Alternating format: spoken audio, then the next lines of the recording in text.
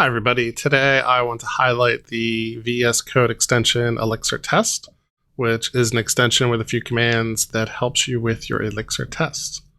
So let's say we are looking at a source file. I will open up shortlinks.ex, and here is my source file.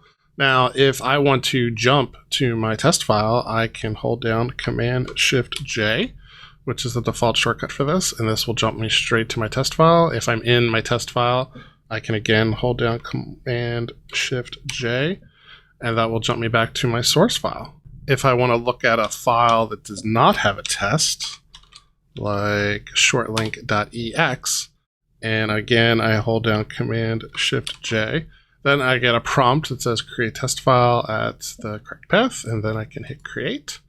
And it will actually create a test file for me with the appropriate path and module name and a couple default aliases, which is really helpful.